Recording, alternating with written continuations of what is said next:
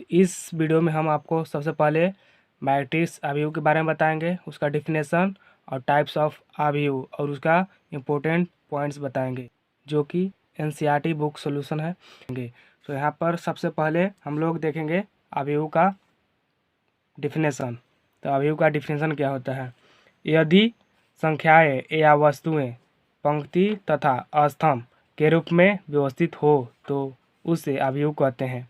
यहाँ पर स्तंभ और पंक्ति की बात की जा रही है, यानी कि जो भी यहाँ पे संख्याएं होंगी स्तंभ और पंक्ति के रूप में होंगी।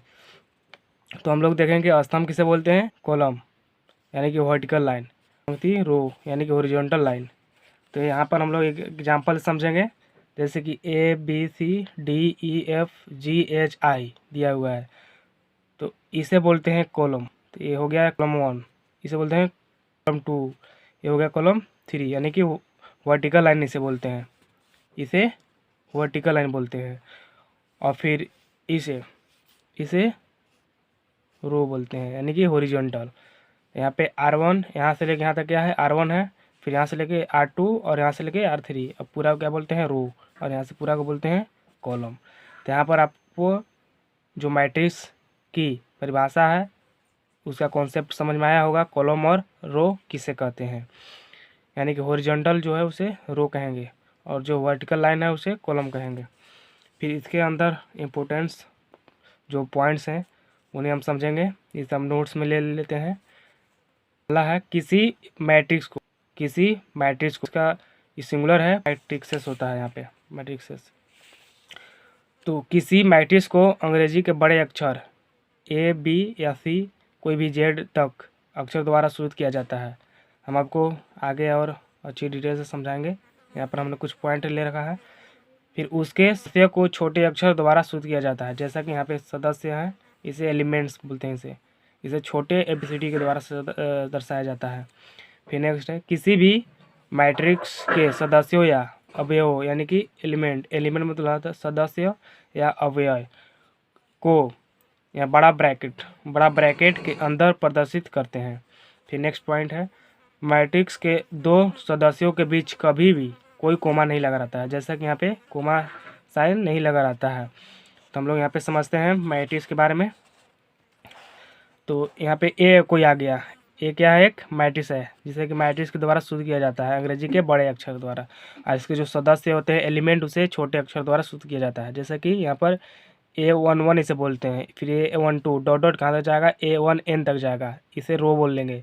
इस तरह से इसे रो, और फिर इधर ऊपर जो आया है उसे कॉलम बोलेंगे। A11 A21 A31 और डॉट डॉट कहाँ तक? AN1 तक जाएगा।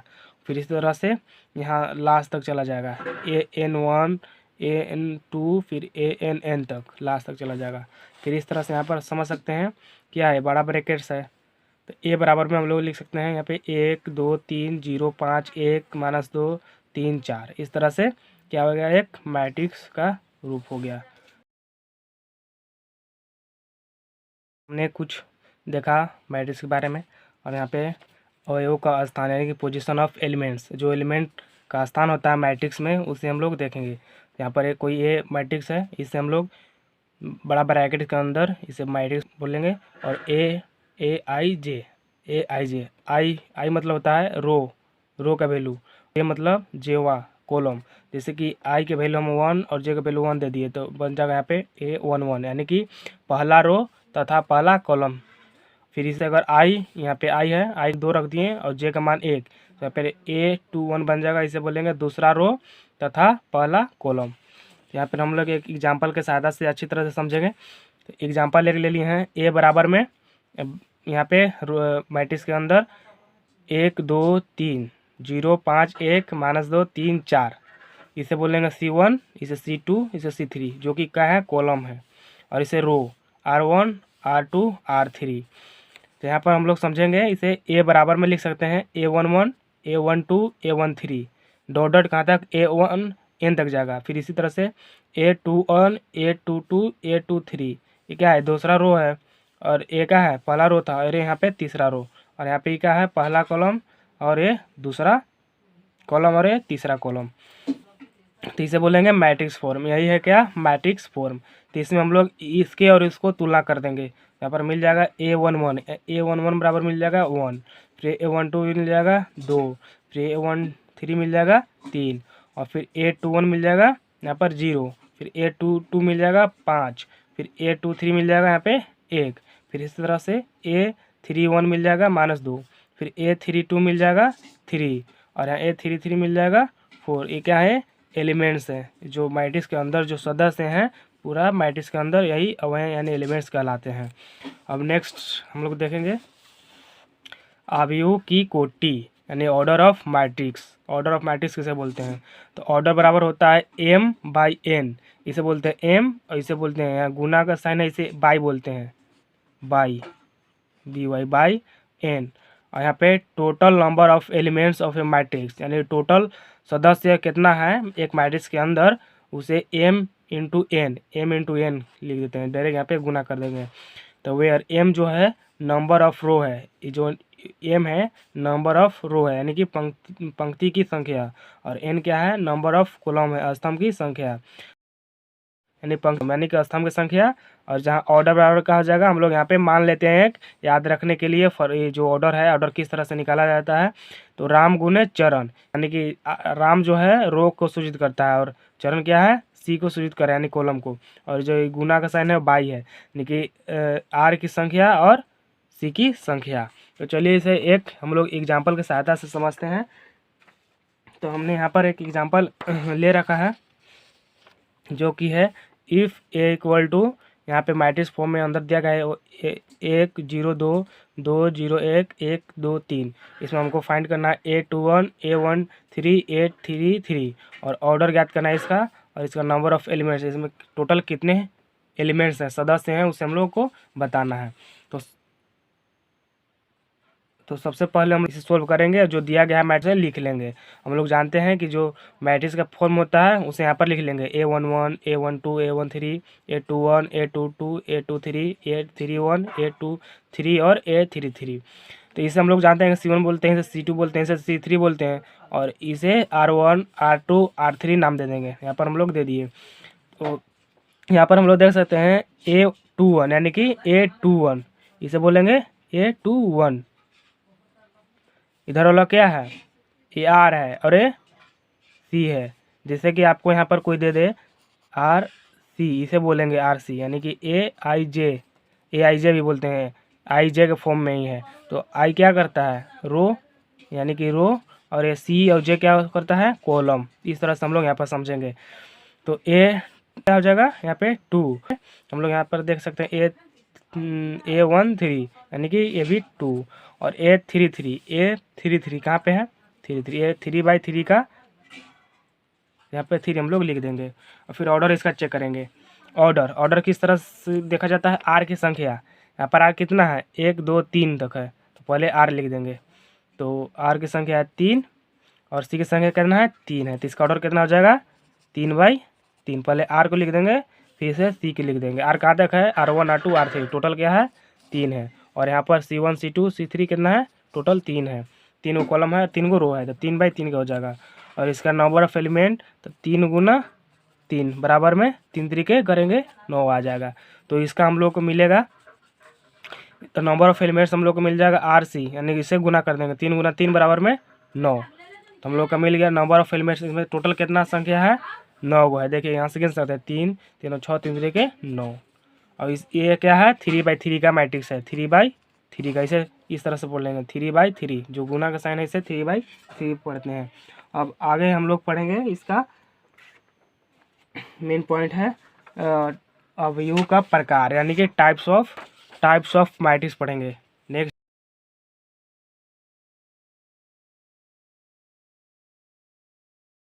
इस चैप्टर का। और एक नेक्स्ट चैप्टर में है डिटर्मिनेंट, जो कि आपको अवयव को अच्छी तरह से समझना पड़ेगा, अच्छी तरह से पढ़ना पड़ेगा, तभी आपको डिटर्मिनेंट को अच्छी तरह से समझ में आएगा। तो इसमें जो भी पॉइंट है बताया जाए नोट्स बना ले, जिससे कि आपको पढ़ने में आसानी, एंजॉय करते हुए पढ़िए, कोई टेंशन लेकर नहीं पढ़िए। नोट्स की ज़रूरत है तो कमेंट बॉक्स में बता भी सकते हैं कि हमें नोट्स चाहिए, तो हम नोट्स की व्यवस्था कर सकते हैं। तो अवयव के प्रकार हम लोग देखेंगे। तो पहला टाइप का पंक्ति अवयव, रो मैट्रिक्स, रो मैट्रिक्स अब किसे बोलते हैं। तो वैसे अवयव जिसमें केवल एक पंक्ति यानी सिंगल रो हो तो इस प्रकार के अवयव को पंक्ति अवयव कहते हैं। जैसे कि यहाँ पर हम लोग देख सकते हैं पंक्ति अवयव यानी कि रो मैट्रिक्स को हम लोग चिन्हना है, पहचानना है, समझना है।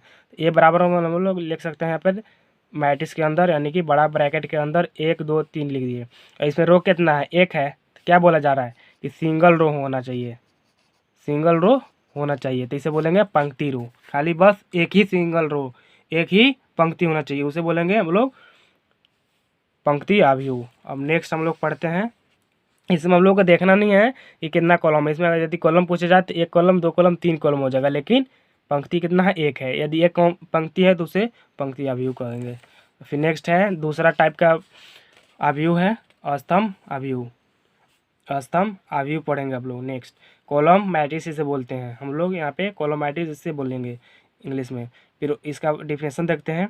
वैसे अवयव जिसमें केवल एक स्तंभ सिंगल कॉलम हो, स्तंभ मतलब कॉलम हो, तो इस प्रकार के अवयव को हम लोग स्तंभ पंक्ति कहते हैं, सॉरी स्तंभ अवयव कहते हैं। यहाँ पे पंक्ति लिखा गया है, अवयव कहते हैं। यहाँ पर देख सकते हैं ए बराबर हम लोग ले सकते हैं यहाँ पे बड़ा ब्रैकेट के अंदर मैट्रिक्स के अंदर 1 2 3। तो यहाँ पे क्या है, एक सिंगल C1 है, बस एक ही क्या है कॉलम है, सिंगल कॉलम।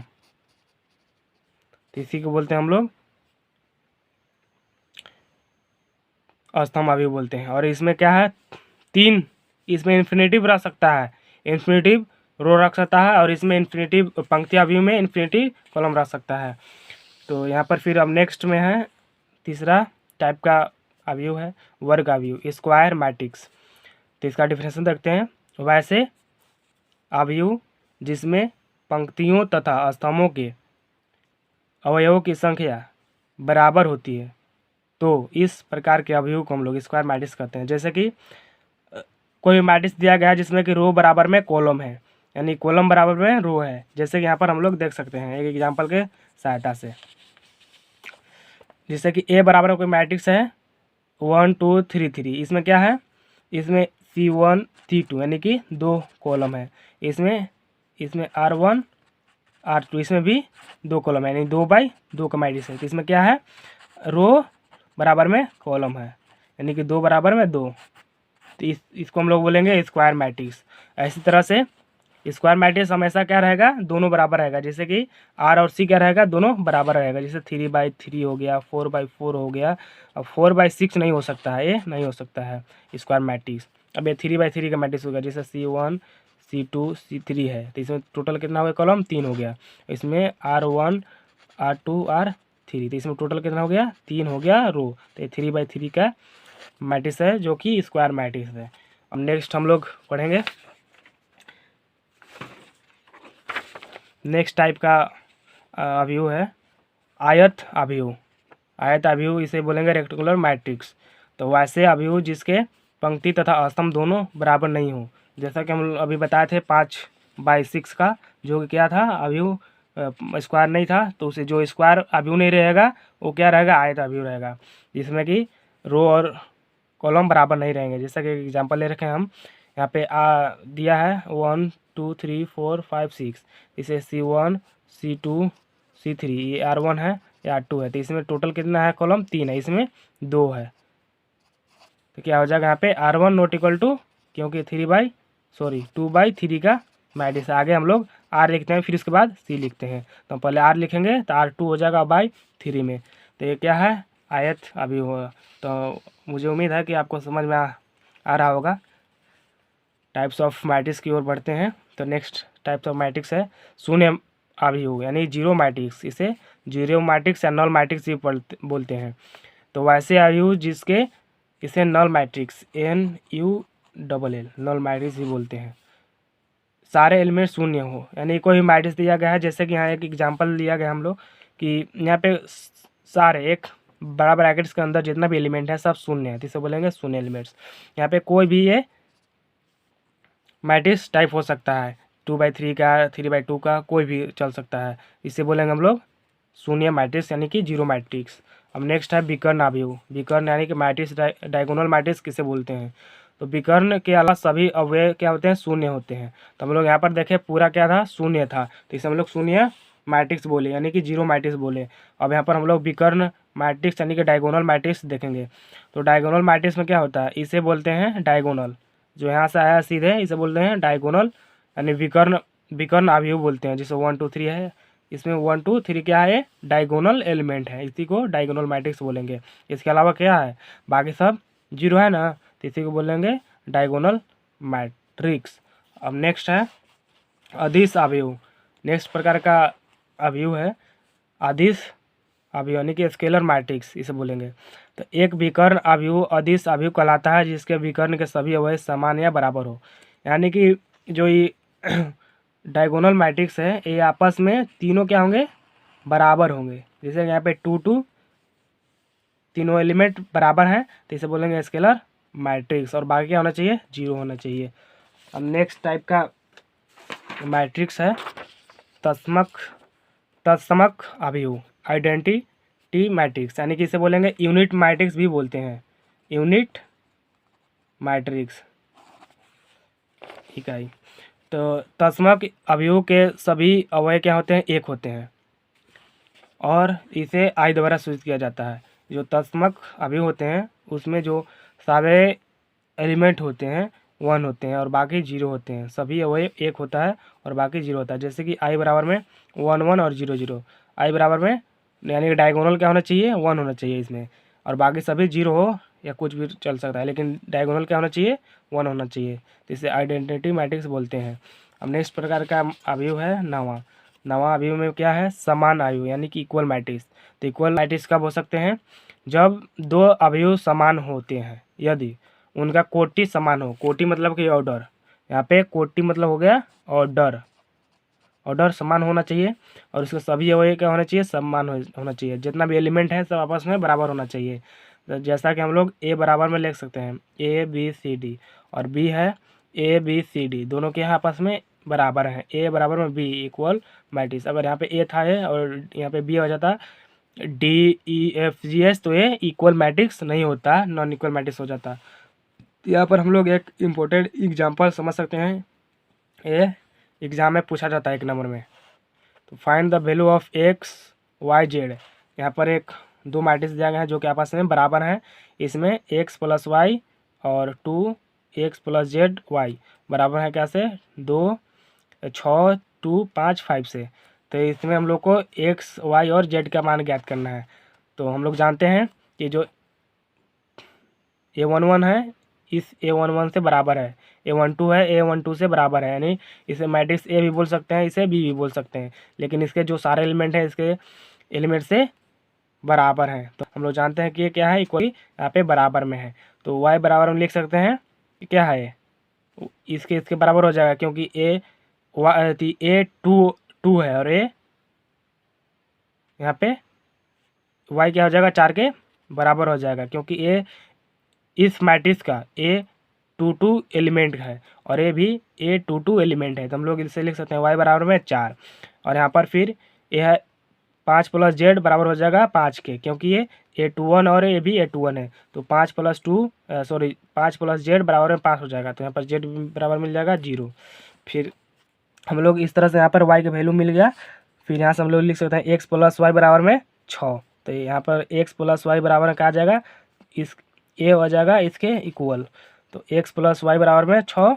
अब यहाँ पर हम लोग y का जो वैल्यू आया था 4 यहाँ पे रख देंगे। तो x प्लस वाई बराबर में 6, तो x प्लस 4 बराबर में 6, तो x बराबर में आ जाएगा 6 माइनस 4 बराबर में 2, यानी कि हम लोग बोल सकते हैं कि x बराबर 2, y बराबर में 4 और z बराबर में 0, जो कि हम लोग को यही फाइंड करना था। तो इस वीडियो में हम लोग मैट्रिक्स का डेफिनेशन और उसका इम्पोर्टेंट पॉइंट्स, जो भी महत्वपूर्ण उसका पॉइंट्स थे, और किस तरह से एक मैट्रिक्स को लिखा जाता है और उसमें कितने कोटि होते हैं, यानी ऑर्डर उसका देखें, और नंबर ऑफ एलिमेंट्स देखें, और मैट्रिक्स का डिफिनेशन देखें, और टाइप्स ऑफ मैट्रिक्स देखें। तो टोटल यहाँ पर हम लोगों ने 9 टाइप्स ऑफ मैट्रिक्स देखें और इसमें कुछ इम्पोर्टेंट एग्जाम्पल भी देखें। तो नेक्स्ट वीडियो में हम आपको लाएंगे अवयव के कुछ इंपॉर्टेंट प्रॉपर्टीज और दो अवयवों का जोड़, घटाव, गुणा, भाग और इसके साथ एक्सरसाइज 3.1 को नेक्स्ट वीडियो में लाने वाला हूँ। तो